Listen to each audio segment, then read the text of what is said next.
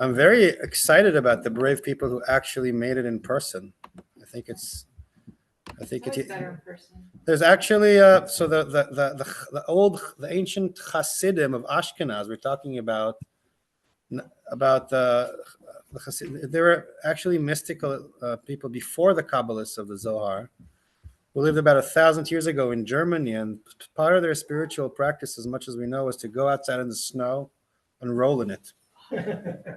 So that's it's called Gilgulei Shel, Gilgul, like Gilgulei Sheleg. So we did not invent living in the snow and doing Kabbalah, guys. This is like a 1,000-year-old practice. I've done that, but only after being in a hot tub first. Right. And who knows? Maybe they were actually like skiing or something like that, right? Why do we know? Yeah, and they fell.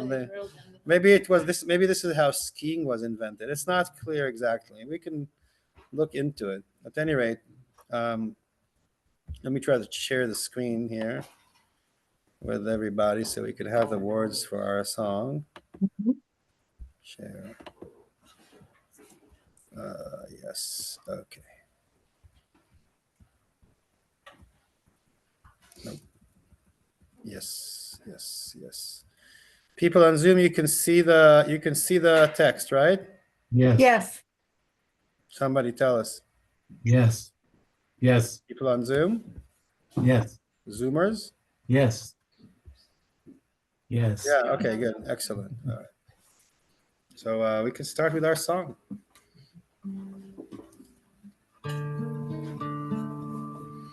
Shir למעלות, אשא עיניי אל ההרים, מאין יבוא עזרי, עזרי מעם אדוני, עושה שמיים וארץ, אל יתן למוט רגליך, אל ינום שומרך,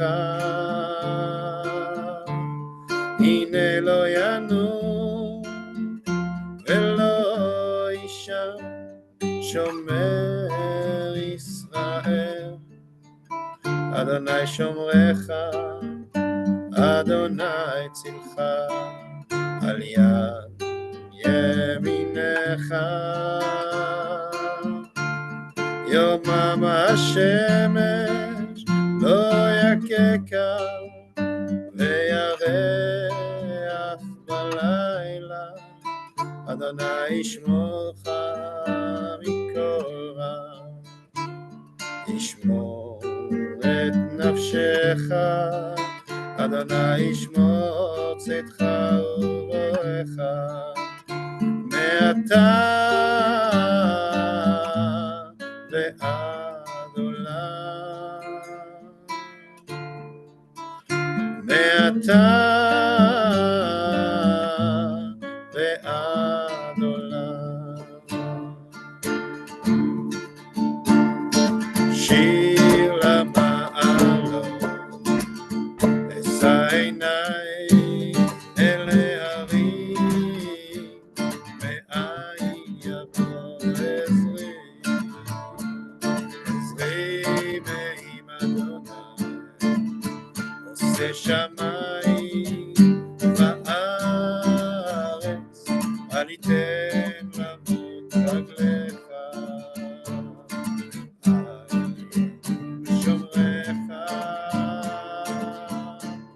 הנה לא ינום ולא יישן שומר ישראל, אדוני שומרך, אדוני צלך, על יד ימינך, יומם השמש לא יככה, וירח בלילה, אדוני ישמורך מכל רע, ישמור את נפשך, אדוני ישמור צאתך ובואך, מעתה ועד עולם.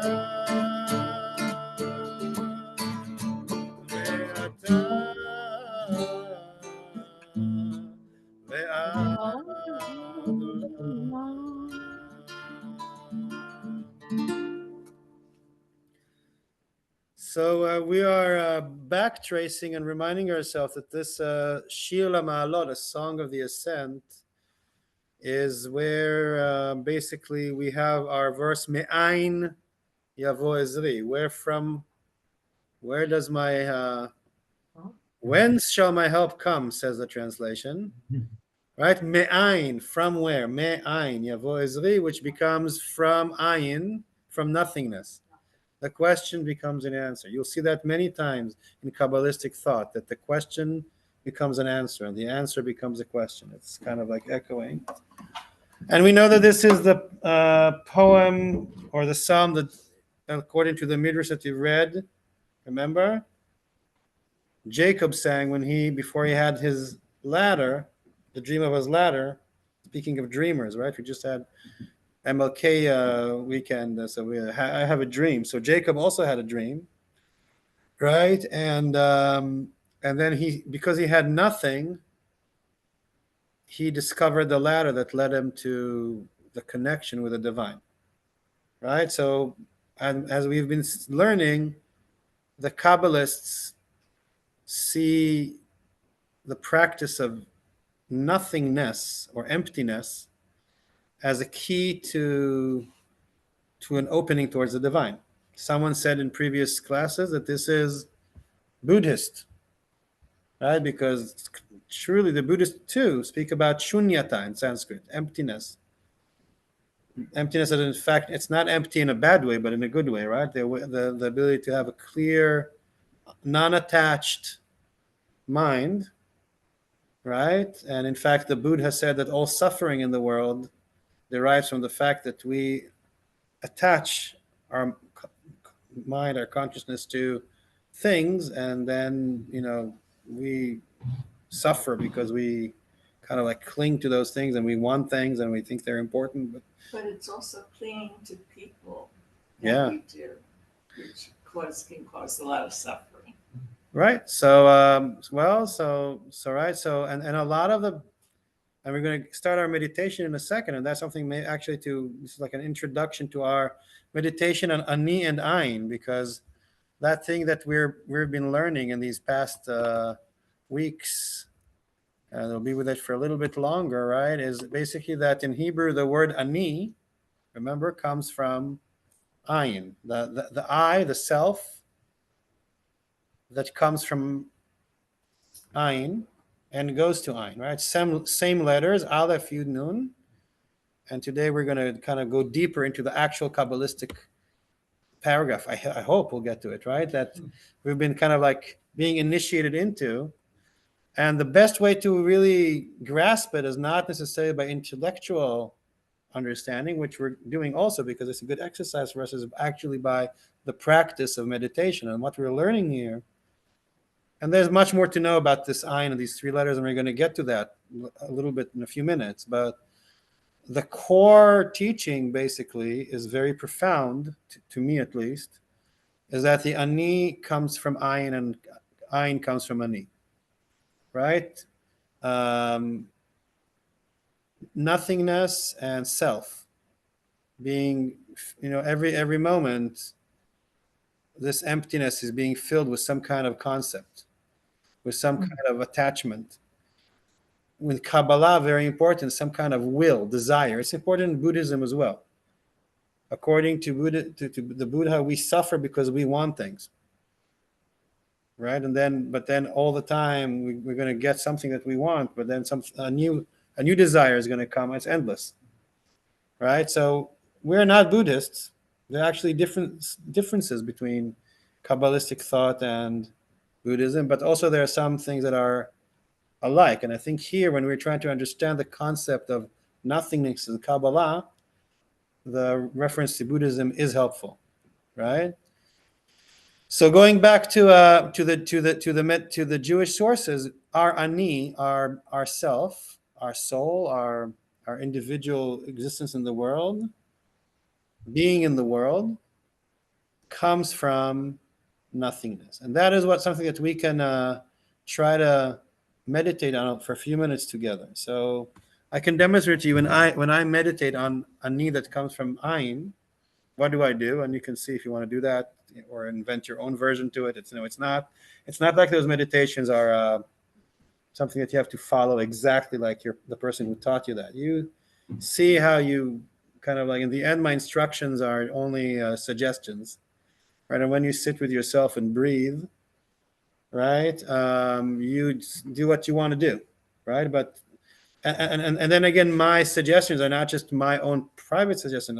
As you can see, I'm building these meditations on a tradition that is very, very old, and for generations, Jews have been meditating upon Ani and Ein, teaching themselves that their self, every moment, is being created, our consciousness, out of nothingness. So, and that is actually the simplest meditation that there is. It's like the paradigm of every meditation, I think, that exists, is that we just see how our consciousness, observe how our consciousness brings things out of Ayin, and they become Ani. They become that thing that I am doing, thinking, wanting, feeling in that very moment. And it's also very important not to cast. I think one key thing is not to cast judgment. It's not like I want to achieve nothingness. Thinking about something is bad. I want to be enlightened and be. Remember how last week we spoke about the head, the bright head, the clear head, that is kind of like maybe in Buddhism we'll call it the clear enlightenment, right? But actually, it's not like, oh, I'm thinking about things, I'm feeling things, I'm wanting things. That's bad. I want to kind of like transcend above it. I don't think that that's what we're trying to do. Ani exists, Ein exists. It's all good, right? It's just basically being conscious of what's happening and being able to kind of like feel it, maybe not be taken by it as much, right? It's kind of like what we're practicing. So we can sit comfortably and in a conscious way, and I love those scratchy voices of the chairs, because I think when right, it's a little bit like when once I was earlier in my career, I was working in a informal education programs in Israel, and there was one professor that was teaching us, and he said, there's this few schools in Israel that they're called democratic schools. They're not the regular school, they're democratic schools. The kids get to choose which curriculum they want, and he said, isn't it weird that in a democratic country, not all the schools are democratic schools? Like, what is it?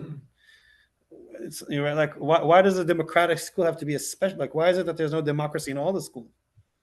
And lo and behold, what's left of that democracy, right? So isn't it strange, likewise, that when we say, let's sit consciously, everybody scratches in their chair. Why? Because in our culture, we're not often taught to always be more conscious of how we hold our body when we stand or sit, right? So that we have to be instructed, like, to be sitting consciously. And then you hear the scratches, yes? Can you remind us the difference between Ani and Ayin? Just what the two words. So Ani means I. Here, there you go. It's right here. Means nothing. See? And Ayin means nothing, or nothingness, or emptiness. Okay. Right? So Ayin as Ani as, again, I shouldn't assume that people are, but we also are learning Hebrew. Like, your benefits here that you're also learning Hebrew. On top of Kabbalah, right? So, like, I shouldn't assume. To me, it's natural. Hebrew is actually my first language. English is my second language, right? So Ani means I. That's like in this slide here, and Ayin means nothingness. And the reason why the letters don't all look the same is because the final nun is long, right? And there's some Hebrew teachers here, right? The final nun is long. So nun is one of those few letters in the Hebrew alphabet. If you don't know that, they'll have different configurations. If they're in the middle or beginning of a word, they'll be like in Ani. It'll be like this. It'll be crooked and bent. And if it's at the end of depending on the font, yeah, but it would be like a long line towards the end of the word. If it's the last one in the word, so the last letter in the word. So Ani and Ayin, same three letters. And this is kind of like how the whole teaching is based upon this coincidence or not coincidence, that in the holy language of Hebrew, these two words are the same letters, just in a different order of letters. Okay? So let's sit, be conscious of how we're sitting. So that usually means that we want to make sure that we're kind of feeling where we're touching the ground on the chair, and that we're kind of like as straight as we can be with our body. So if we're trying to be centered, so if we're kind of leaning to one side or the other, it's fine. But as much as we can be centered, so that the top of our head is kind of like opening towards the heavens, and we kind of let's just see where we are, where are our hands placed. Maybe they're on our thighs.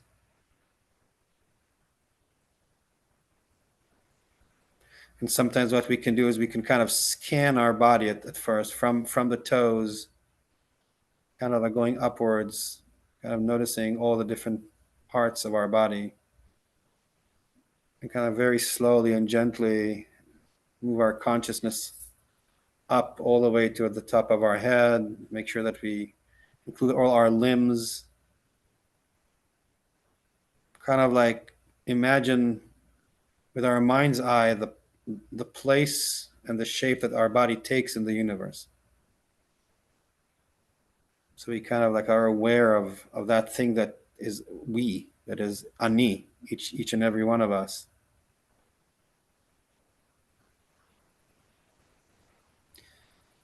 And we can scan just to prepare ourselves, right? To like, is there any discomfort in our body?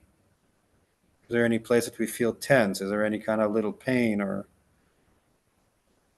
right? And the pain can be physical, or a discomfort. There can be a physical tension. There could be an emotional one.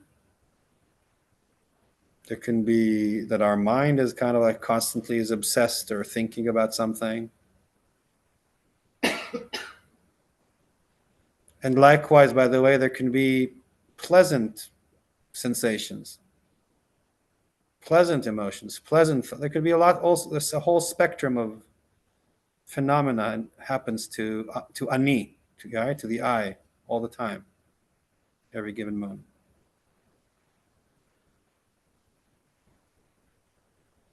So we're kind of like skimming and scanning through our being right now. And the next step usually is to become conscious of our breath.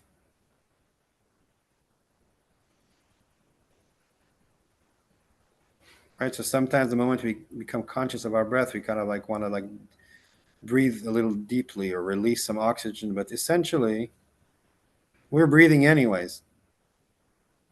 Right, so it's like really like noticing how we naturally breathe.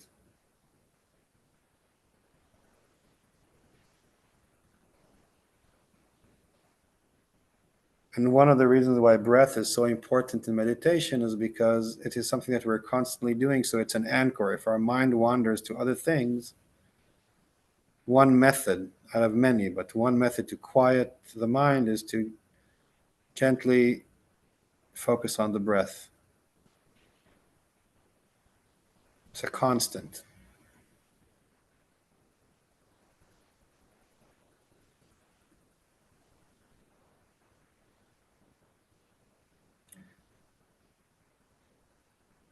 And then the exercise that I'm inviting us to do for a few moments is to actually use the natural inhale and exhale movement of our breath to kind of like inhale ani and exhale into nothingness, emptiness. So every time we inhale, we become conscious of whatever it is that we are experiencing, feeling, thinking about, desiring in that moment. And then as we exhale, we kind of like release it.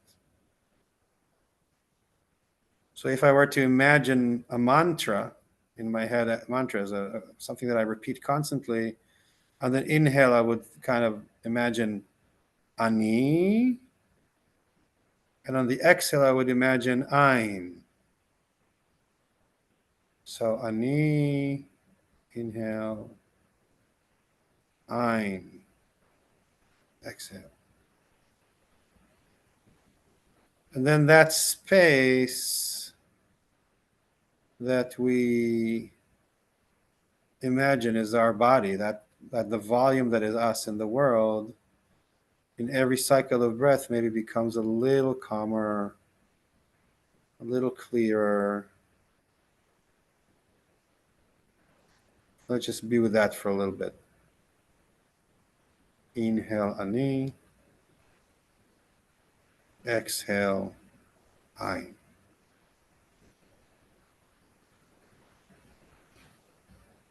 Self and emptiness.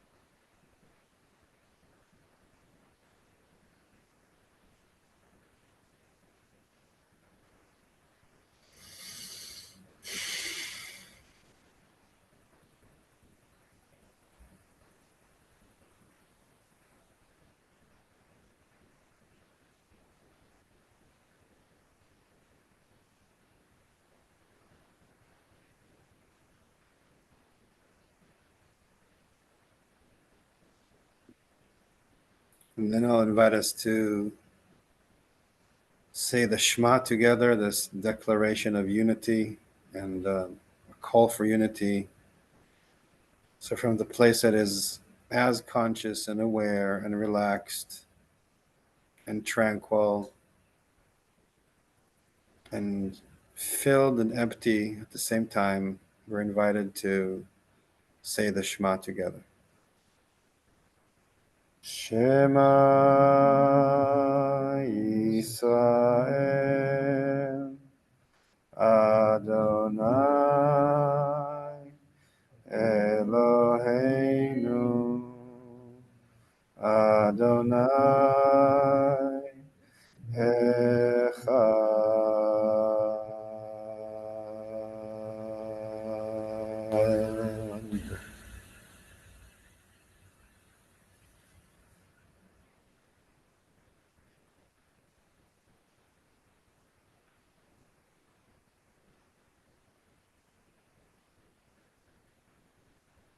And from that place, we're also invited to say the blessing for studying Torah together. May our Torah study today be beneficial to our own being and self in the world, to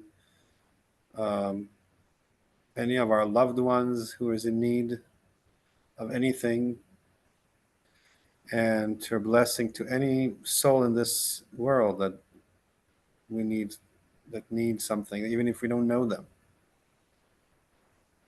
So may the study and progress that we each do spiritually be for the benefit not just of ourselves but of others. And with this intention, we can say the blessing, Baruch Atah Adonai Eloheinu Melech HaOlam Asher Kideshanu B'mitzvotav V'tzivanu La'asok B'divrei Torah.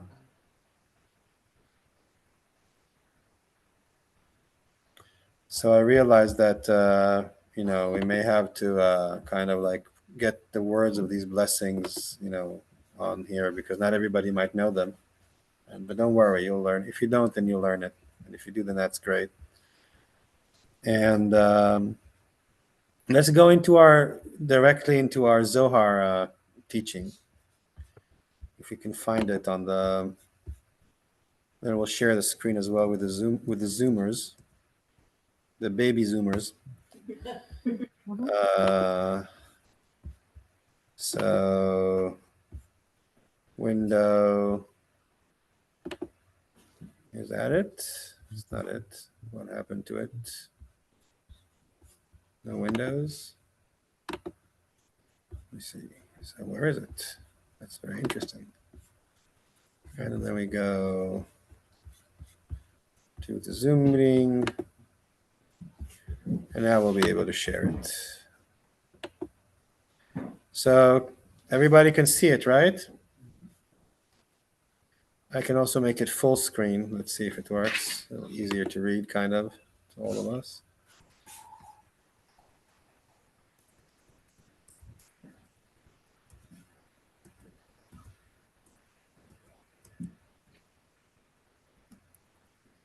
Here we are.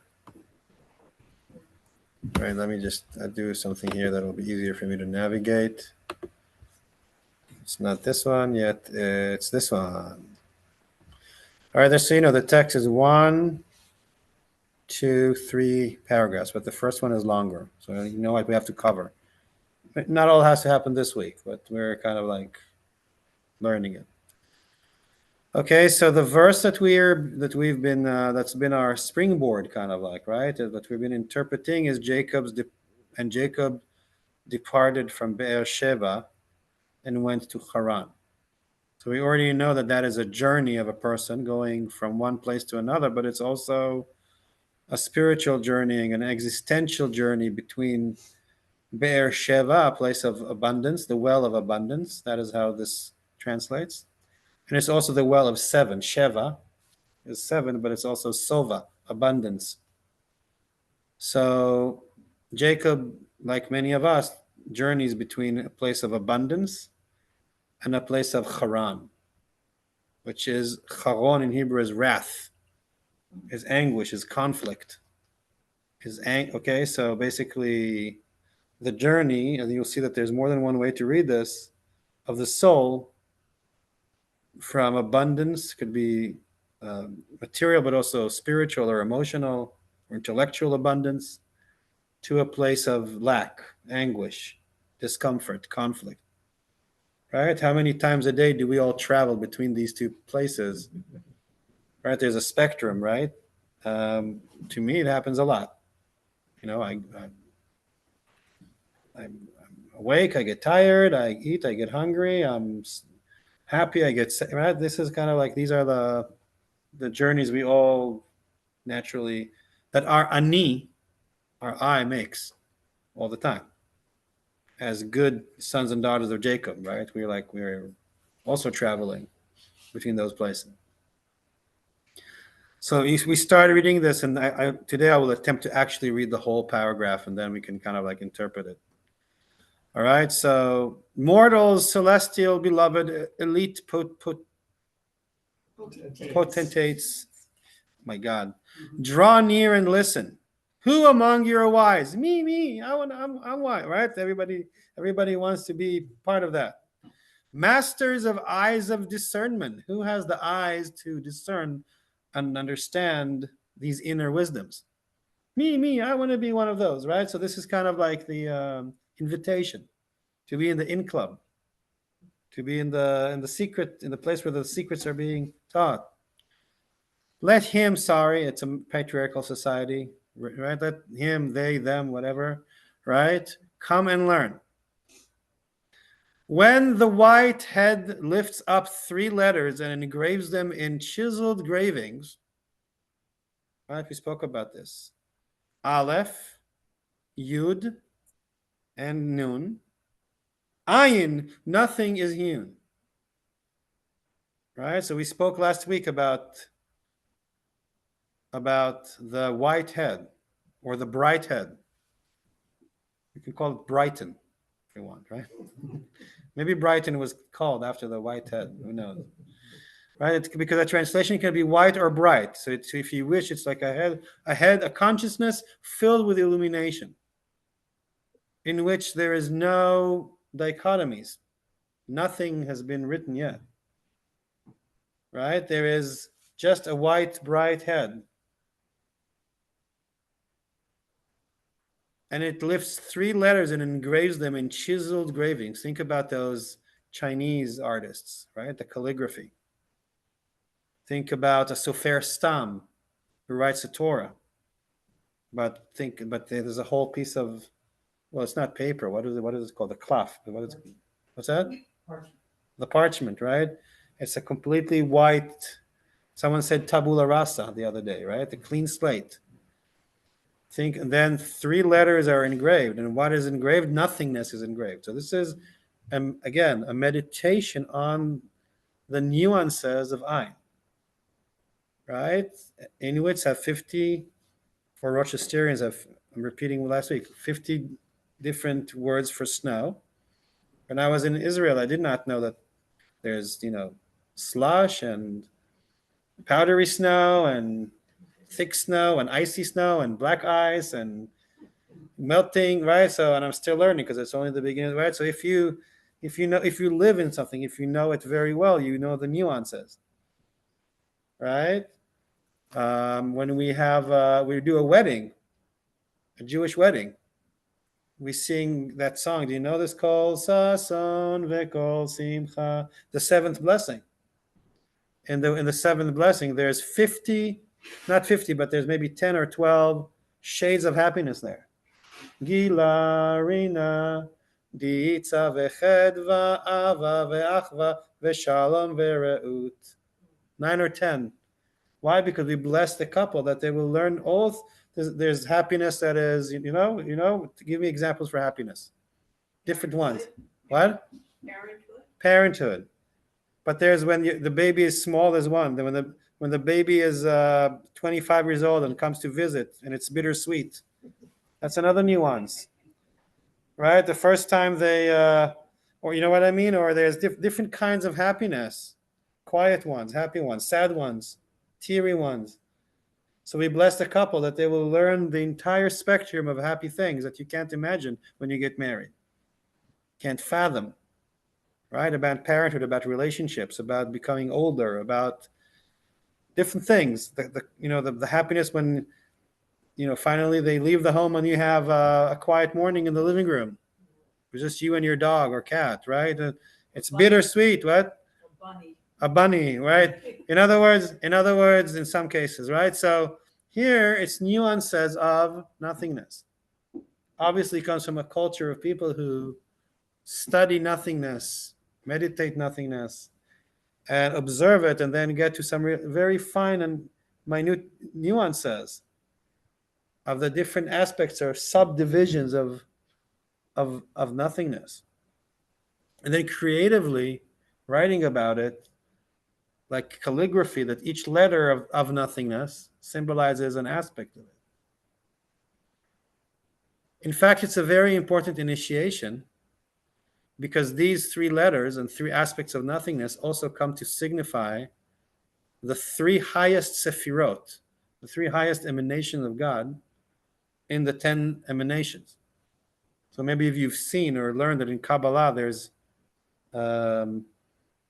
the tree of life with those. Have you ever seen the tree of life with the circles and the lines between them?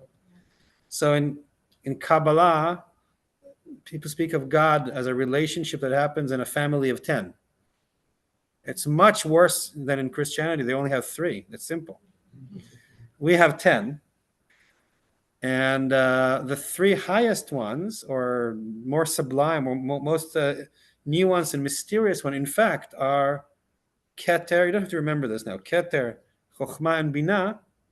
Each one of these 3 letters of Ayin represents one of them.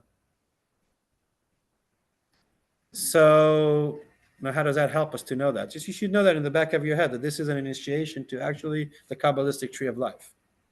Okay? And so Aleph, supreme head, concealed of all concealed. Right? So that is something that is undescribable actually. Only now they are describing it. Right? Because it's actually the bright head itself, which miraculously is concealed.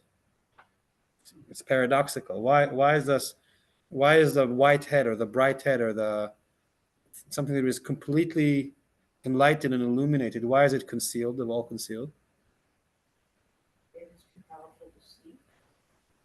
Or describe, right? Because when we describe something in language, it's already dualistic. There's already letters. So how can you? That's Aleph also being the first letter before the bet of Bereshit.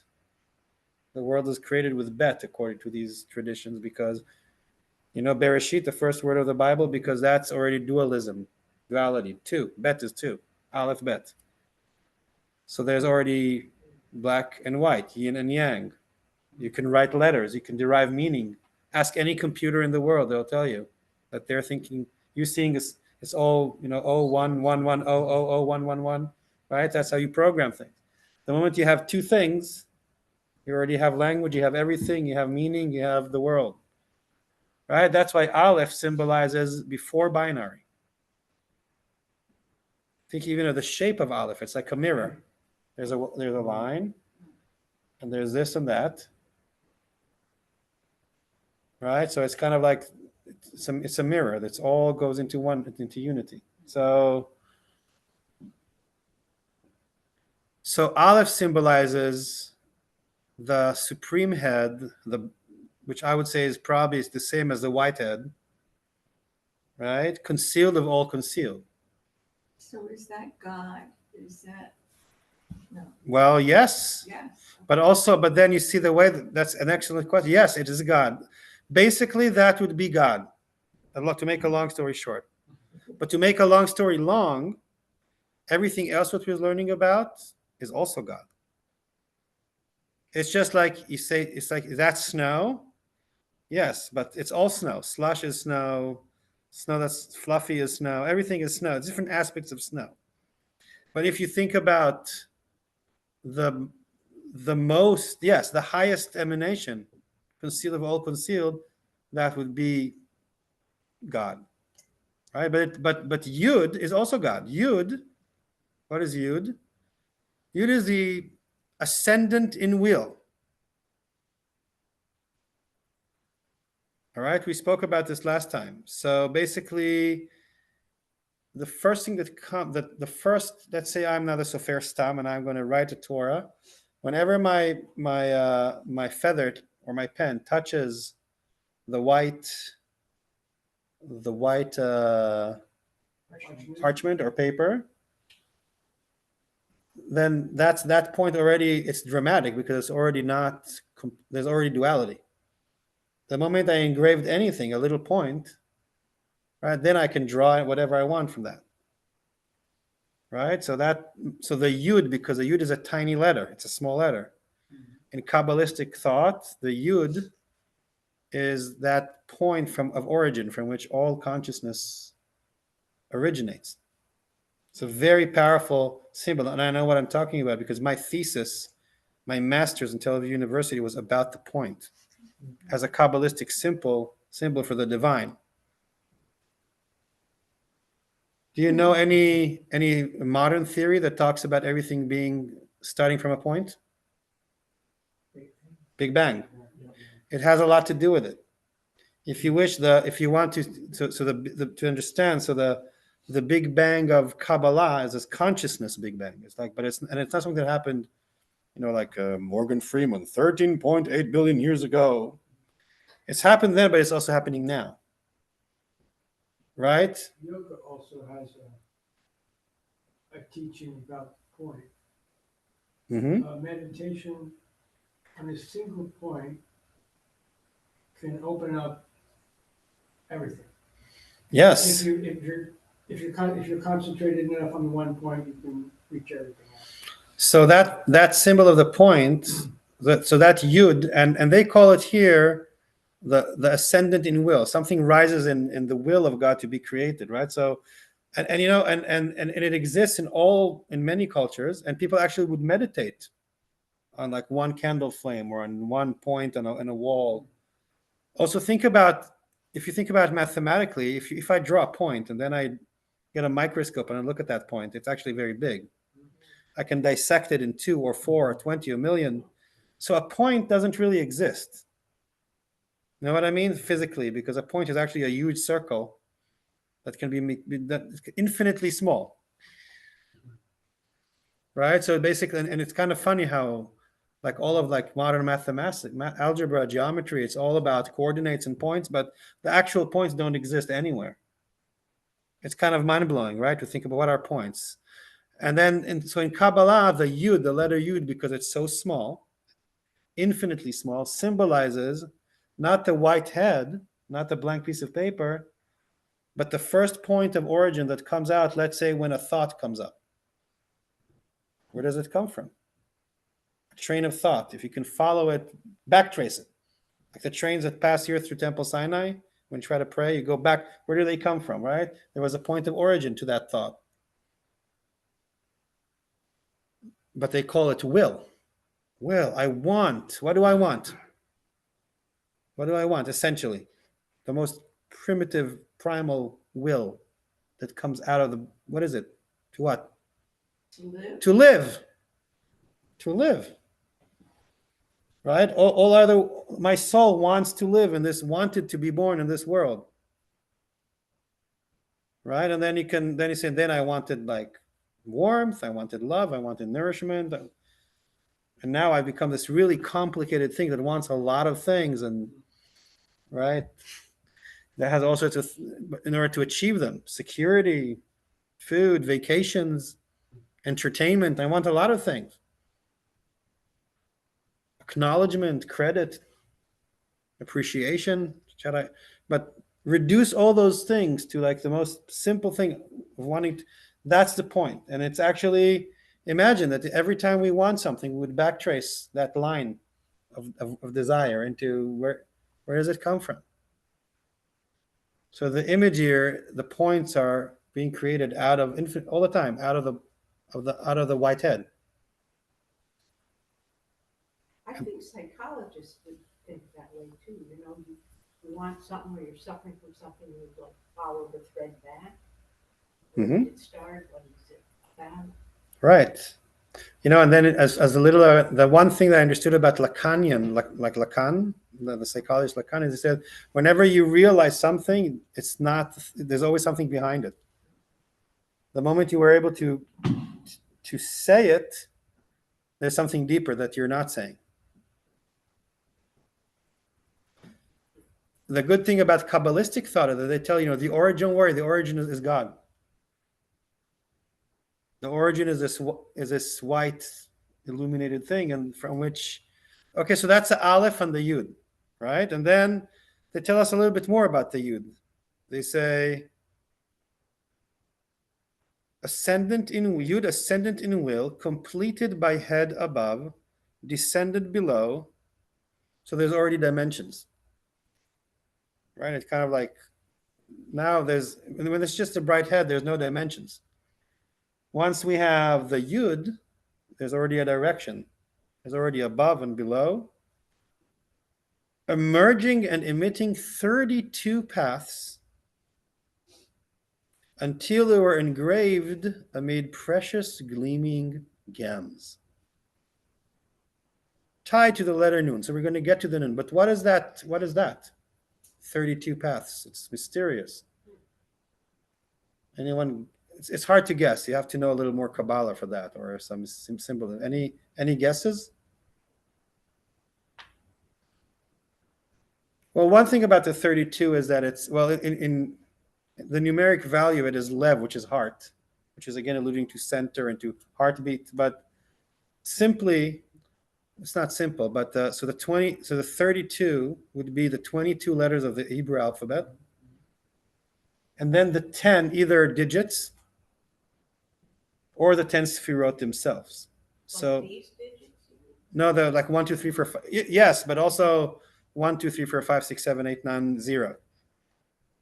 So if you wish, it's all of our consciousness. So it's numbers and letters, right? That's basically from that one Yud, anything in the world, right? So that it's just like the Big Bang of consciousness.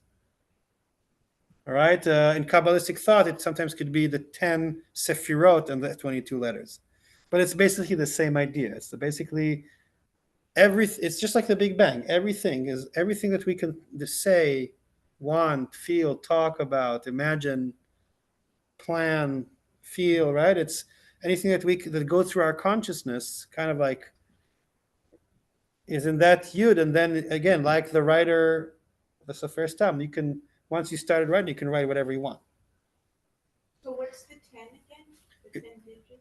two interpretations: either the 10 digits, like 1, 2, 3, 4, 5, 6, 7, 8, 9, 0, Okay. or the 10 emanations of God, or both. And there's more, okay? There's 10 emanations of God, Well, according to the Kabbalistic teachings, right? meaning different forms. Well, yeah, different kind of, think about like the colors of the rainbow, like different aspects, attributes, different ways to meditate upon the divinity, to get to know it in our own experience. Is one of them a symbol for happiness?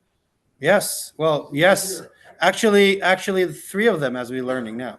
A symbol of what, David? Nothingness. So Keter, the highest or the deepest emanation would be the Aleph here.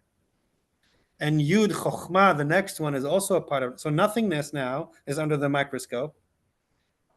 And in fact, we're learning now about 3 different levels of nothingness that are all nothingness, but of different levels. And it's actually what it is. It's deconstructing our consciousness, deconstructing the ani, what we are, not necessarily physically, although we're getting to the physical in a second. It's taking everything that is ani and saying, how does it emerge from ayin, and how does it go back to ayin? Which is why it's also a ladder. Here, see, just to prove that what I'm saying is true, a train is passing in the back. Where does it come from? Where does it go? Right? Right? So it's a ladder.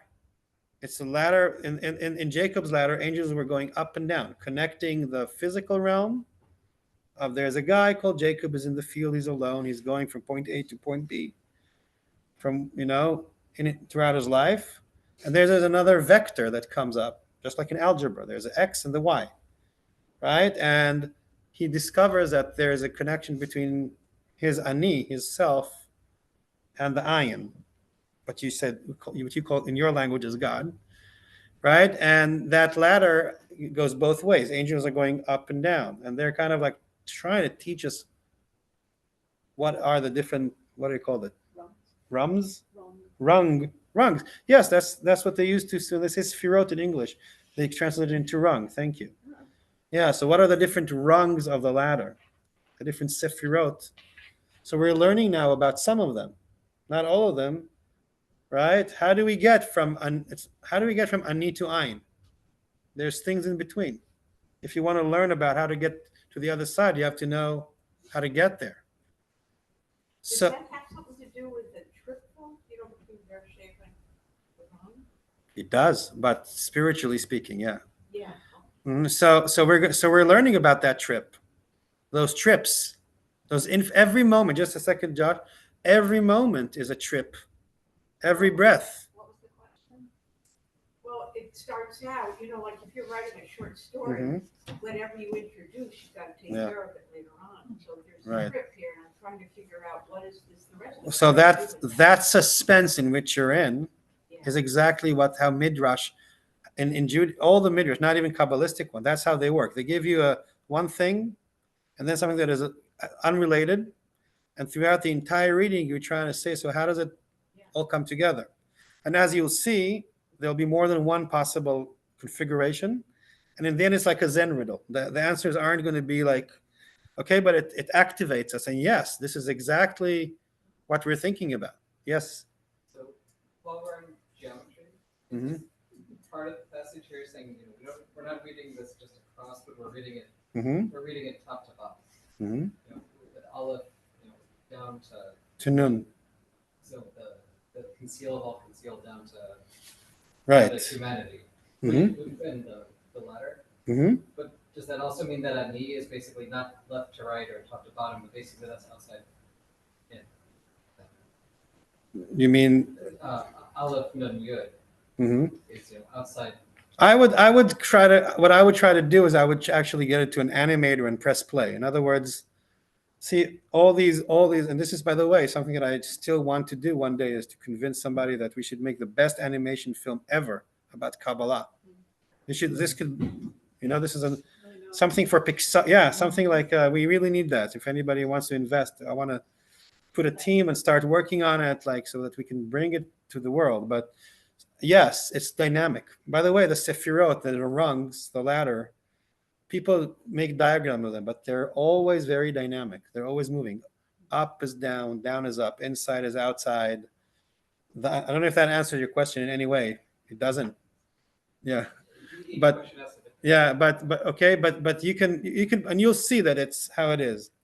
All right. So about the yud. So now we get to the nun. So we know already that aleph is the white, bright, concealed, unconcealed, the one that we can't really talk about at all, because when we talk, we're already writing upon it. So complete silence, complete divinity, no human grasping or comprehension, none whatsoever.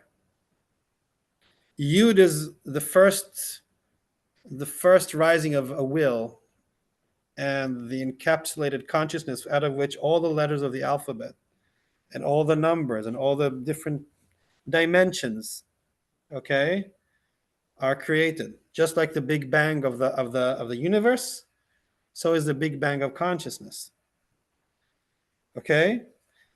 By the way, when according you know that in the Big Bang, the physical Big Bang, there was no time, right? So every moment is time is the first time, according to the Big Bang, right? Every place in the universe is the center of the universe, right? And since time is also a dimension, the Big Bang, according to the Big Bang, is happening now, because right. So similarly, everything that we're ever going to say or think or feel or want is all in that little yud that expands into language and ideas and forms and shapes and computations, or you name it, right? So now we get to noon. Finally, we're advancing. All right. So it's basically, you see, it's kind of like it's being engraved. Something is being formed there. And now we get to noon, which surprisingly is male and female. Why would noon be male and female? What allows us in the symbolism of noon to say that it's male and female? The two different shapes. Exactly. That noon actually has something that is like long and something that is more round shaped. Which one would be the male and the female? Kind of obvious. Yeah. Right? So a little bit like yin and yang now. Right? When we get to the level of noon, we already have a kind of like a dichotomy, right? Dualism, male and female. Two lovers. They're actually making love, the two shapes of the noon. Right? And that would be the third emanation. The third emanation is Bina. So we have Keter, crown, which is the first emanation, Aleph. Bright head, infinity, enlightenment, whatever, non-duality. Yud, Chochma, the first spark, beginning, rising of the will, consciousness encapsulated. And then it becomes the two noons, if you wish. Maybe we could say Bina is like everything. And then there's a very clear male and female duality there. Two lovers, powerful nexus consummated between them, holy name bonded within them.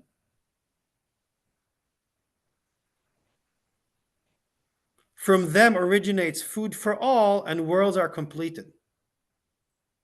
So sometimes Binah, that third emanation, is thought of the womb of the world. Something from which all is, so basically from, I would say, nothingness, beginning, and everythingness. But it's an everythingness. You see, it's an everything, because it's everything, it's also nothing, because it's not something that is like particular. It's, okay?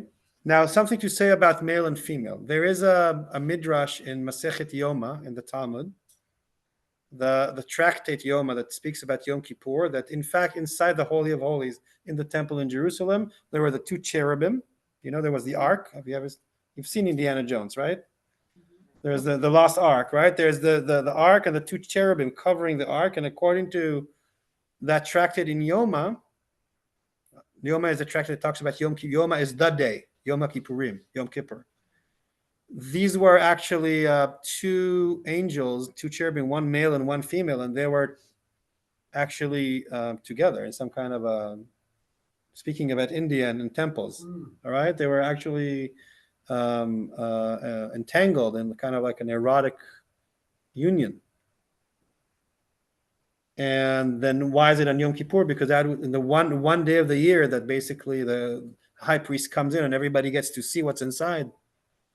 Is that this is, and they say, oh, all the nation will see, this is what you have inside your Holy of Holies. And the tractate Yom says, yes, this is precisely what we have inside our Holy of Holies, because the male and the female, that is, and their unity and what's between them, that is a secret of creation. And that is love, and that is passion. That's how we all created, and it's in other words, yes. So these kind of understanding is that Bina is basically, people now, like how nowadays people talk about gender, right? Or everybody has like a they, someone, right? Say I'm both, right? Understand that all of us, maybe we have some kind of body, but we have these two qualities within us, and everything in our psyche can be male and female or both, right? So that kind of teaching here, that third level kind of is male and female together. That is the third level of Ayin. Look what a journey inside nothingness. It's a very filled nothingness, right? And from something very, very non-dualistic and bright and almost philosophical, like philosophical God, like it's there in the heavens, or it's complete, undescribable. We get to something that is then the Yudi, we're like kind of like scientific. And here we're already very visceral and passionate, right? And kind of like, wow, there's the erotics of the male and the female, but still in a very kind of like divine realm, very abstract realm. And from the bond between them, they're like the mother and father of the universe. Okay, and in Binah, both of them are there. From them originates food for all, because they nourish, like everything that we have is coming from them. And the worlds, the rungs, are completed. Of this extended noon, extended noon, the final noon is engraved, principle of the two. So the noon represents both the male energies, but also the male and the female when they're together.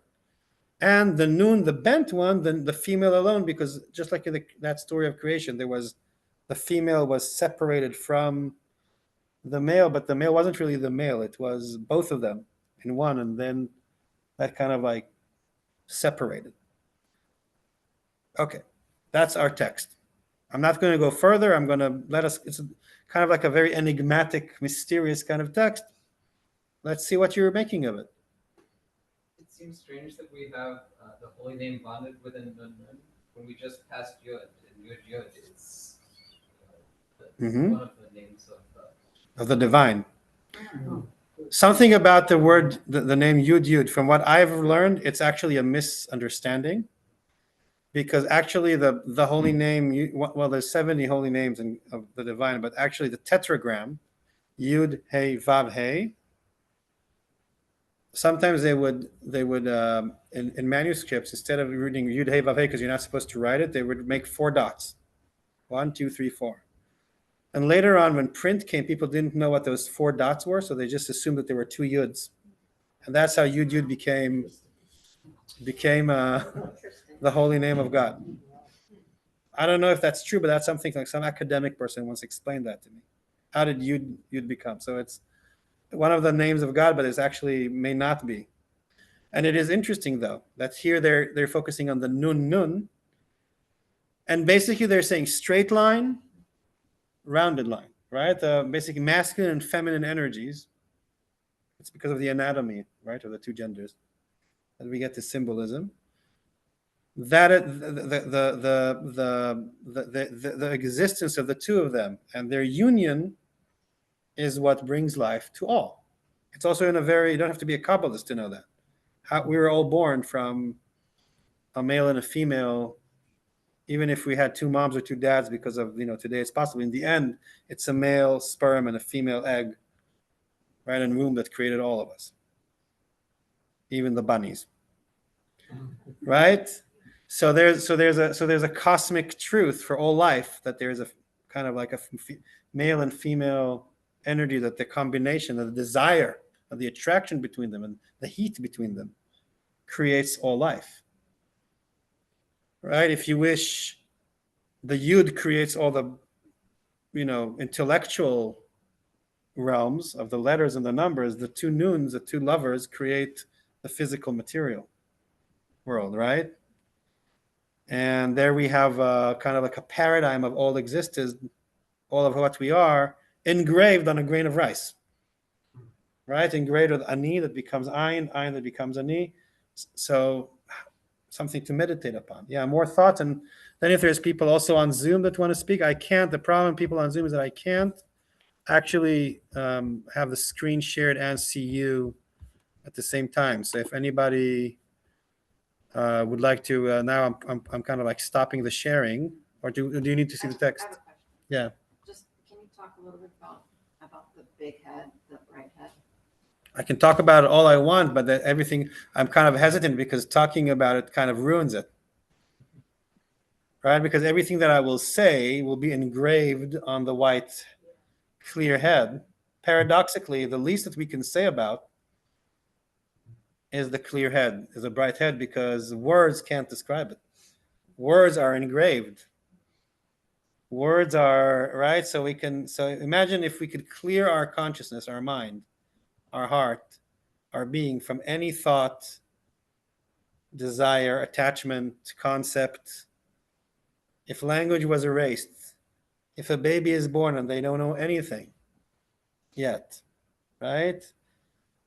Or maybe somebody very, very old that they already forgot everything, and they, but they're there, but okay, so that would be the bright head. It's pure divine. I'm using your word, God, pure divine existence without any human description, grasping, with that non-duality. It's everything I say is within the dualistic frame of language. So it's when we meditate, and if we're able to be very, very quiet, and our mind is very, very still, maybe we can catch a glimpse for a microsecond of the white bright head. Kabbalah can become very complicated if you try to describe it philosophically. It can become very, very simple if you meditate and practice it. There's nothing. See what I mean? These kind of things. Professor Moshe Idel, one of the biggest scholars of Kabbalah ever, said people mistaken Kabbalah to be a theology when in fact it's a guide for meditation and spiritual practice. So these things, if we try to think and understand, and what is the Ayin, and what is the Yud, and what is the Nun, it can get very complicated. But if we kind of just try to meditate, and so this is actually a ladder, it's a guide for meditation, for us to breathe and say, oh, what is me in this moment? I'm that person who wants this and that. I have this and that anguish, this and that problem, this and that crisis, this and that wonderful thing that happened to me, this and that achievement, whatever it is. That's my ani in this moment. Breathing in and reminding this is coming from the bright head, and then something forms, something is created. I wanted to be born. I had two parents. Was it me who wanted it? What is my parents' will? Was it God's will? If you want to meditate about the nun, right? Who wanted? Who wants? Whose will was it? I know something. I can tell you that when I was 3 years old, my parents took me to Tzfat, which is the town of the mystics in the northern Galilee, not far from where I lived for 12 years. When I was 3 years old, at the top of the mountain in Tzfat, there is the Turkish fortress. And when I saw that impressive building, I told my parents, this is the hospital where I was born. I actually remember that, and they remember it. And only when I was 25 years old, my parents told me, kind of like in retrospect, that I was actually conceived in Tzfat. Yes. They were in some seminar, blah, blah, blah, whatever, something. One thing led to another. The noon and the noon met. And until that day, I don't know, how did my 3-year-old me, I did not know about anything about conception, but somehow I saw that building and I knew that this is a hospital. No, I wasn't born there. I was born in Jerusalem. I wasn't born in Tzfat. I was born in, but somehow the very young soul of mine identified Tzfat as a place of origin to it. Then I'm thinking later on about me, my fascination, my almost obsession with Kabbalah for many years. And who knows, I can't explain. This is something I can't explain. But it's something, so it's just kind of, and the story itself is not interesting, and it makes you meditate and wonder and ponder around, a certain soul wanting to be born in the world in a certain place, by two parents, and here we are. Each one of us was, right? This, doesn't have to be tzfat, but each one of us, there was a soul or something that wanted to be conceived, right? And that is a kind of like the story that we're learning about here, how we become. But there's, as someone who's a rabbi, I also, I say we have way too many funerals in this congregation in comparison to weddings and brises and births, and right. Since I've come, I've been doing funerals, not right. So we become, but we also die, right? And then but it doesn't matter. Every moment is a birth and a death. Every breath. Kabbalists want to make us conscious of that because to their understanding, we come to the divine. If we can feel that, we can bring the bright head closer to our everyday existence, and vice versa. All right, any more comments? Either here on Zoom. Yeah, yes. No. Although I don't know if you can see me. Everything. Yeah, right. Who is trying to speak? Lona Fari. Oh, someone's trying. Up at the top, yeah. In, The volume? in Maryland on Zoom. How do I make the volume here bigger? Okay. Like this. The volume of the computer is up. Are you guys? Oh, who's muted? Someone muted? Who's trying to speak from Zoom? Lona Fari in Maryland. We don't have. Can somebody else from Zoom on. make an experiment and try to speak to see if the problem is in our end or their end? Top left. Hear her on Zoom. I can hear Mona trying to speak. Can you hear me? Yes, You want to write your question? yes, I can. Comment? Oh, Yeah. Do you want to? Who else from Zoom? Marilyn, can you say hi, or someone? oh, Just so we know well, if the problem is that we're all. Hi. Marilyn, say hello. Hi. Can you hear me? Can't I hear can hear you. something here in the. Hi, Marilyn. Maybe the TV has to be. Oh, we're hearing each other. Which one is the volume here? Okay. All right. This one or this one? It's Type of question he said. no. Yeah. I Oh, can't. there you go. There you go. See that Oh, with all this oh. Kabbalistic talk, the most simple things like. Okay, go ahead. You can speak your question now or comment. Oh, okay. I am I echoing now? You're good. You're wonderful.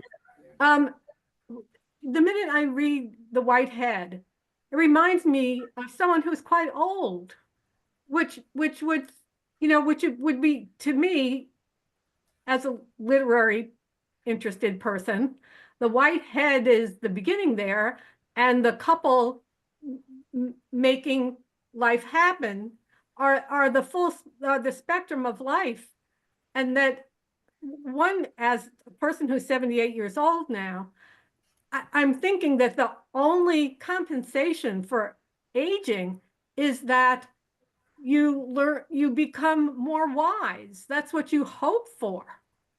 So, but I don't know if that's in the text or if that's my, putting that into it. It might be in the text because they're very important Kabbalistic teachings, in which one of the depictions of God is of an old person with a white beard.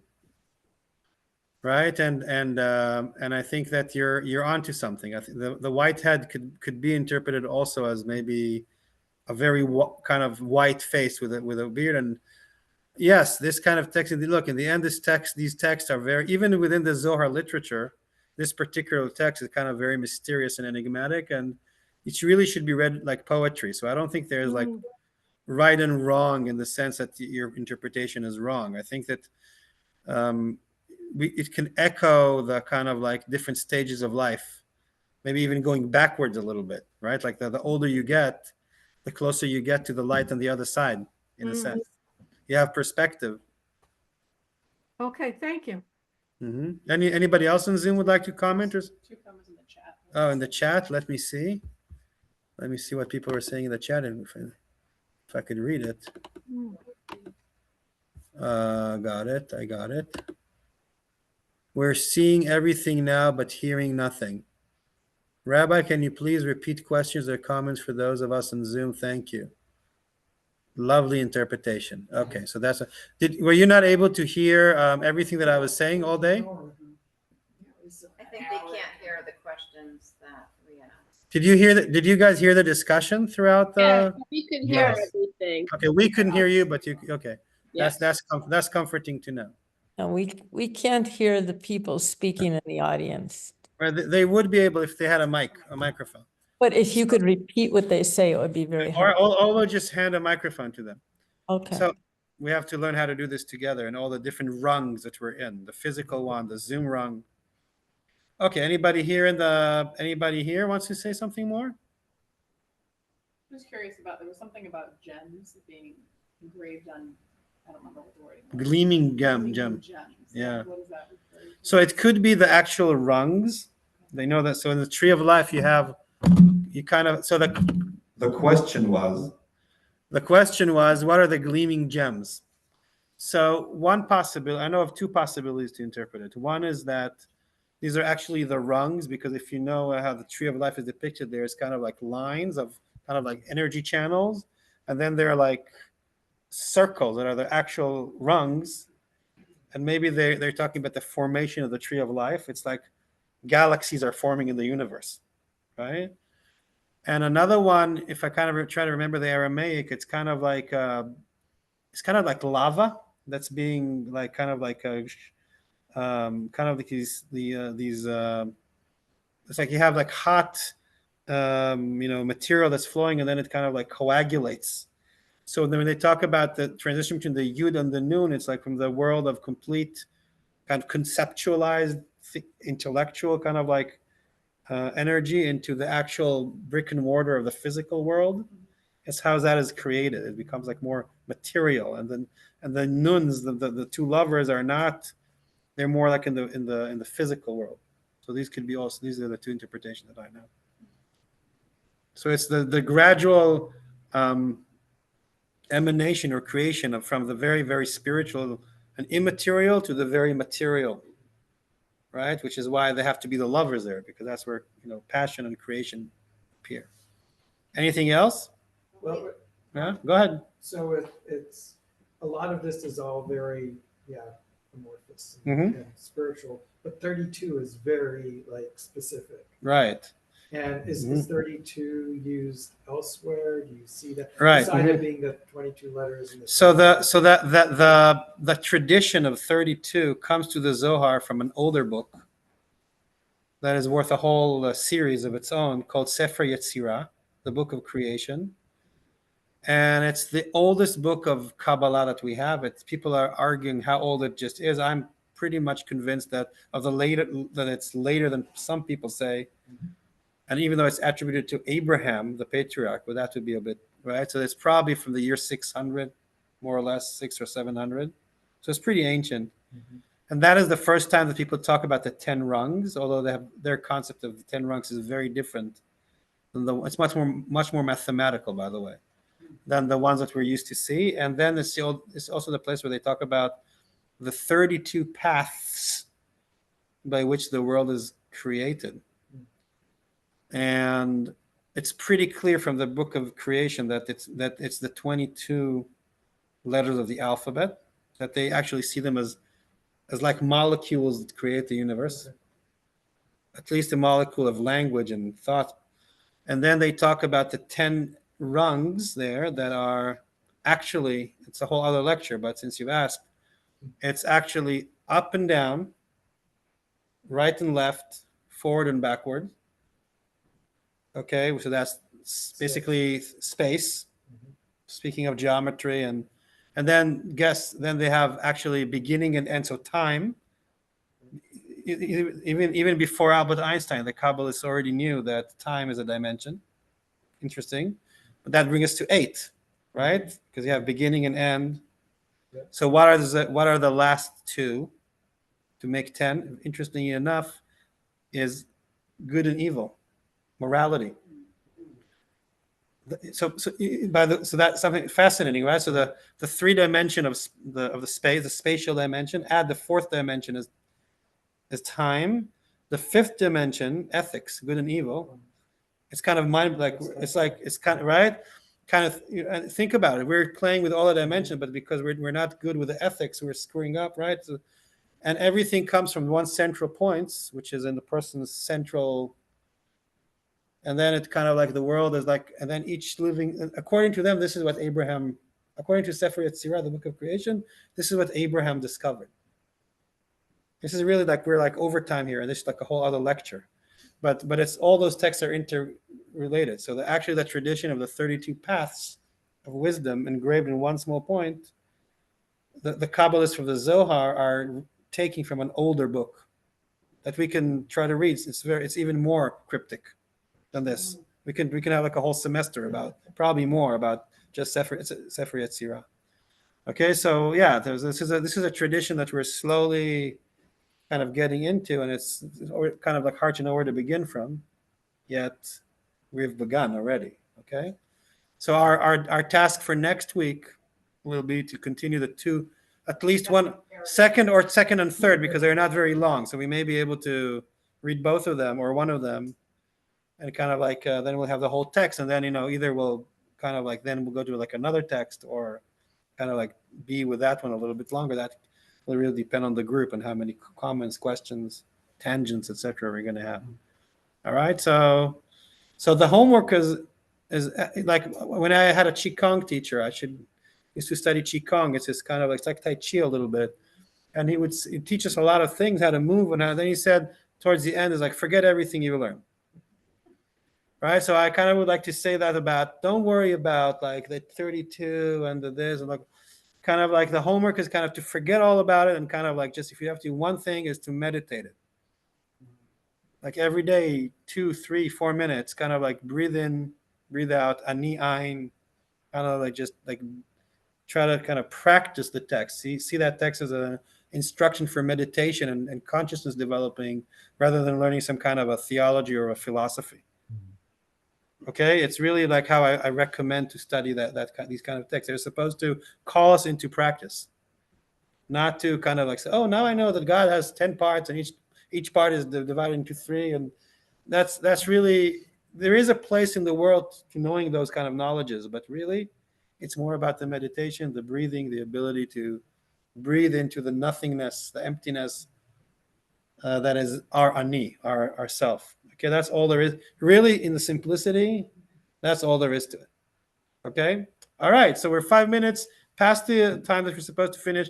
I know that people have many plans for tonight. They're going to go out. They're going to go about town. They're going to go to a late dinner. I don't want to keep everyone from the things that you actually want to do in the world. So people have to drive home. It's cold. It's dark. So thank you to our people on Zoom. Thank you who outnumbered the people in the room, possibly due to the cold weather.